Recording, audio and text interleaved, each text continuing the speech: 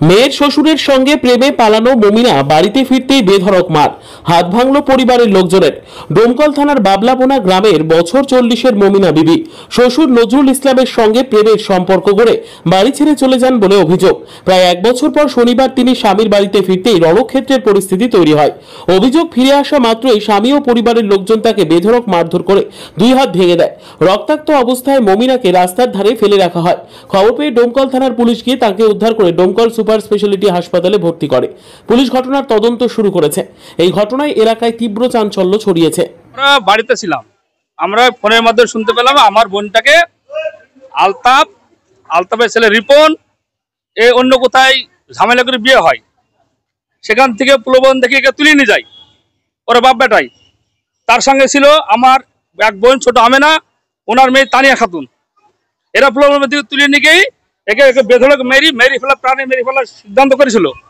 মেরিয়েছিল, 2 হাত লোহার রড দিয়ে মেরে ভেঙে দিয়েছে এবং মাথায় মেরেছে। এখন বর্তমান আমাদের মৃত্যু সজ্জায়।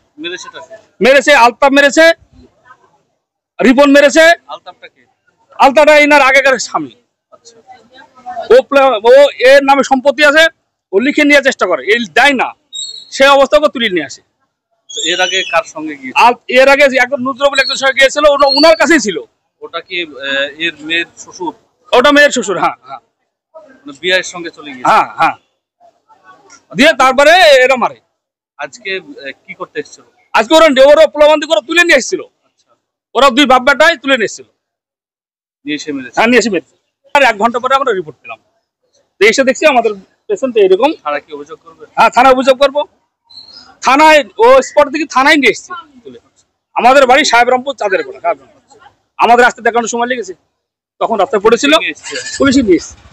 কি নাম? আমার নাম আকবর আলী, আমি এই পেশেন্টের বোন মমেনা বিবি।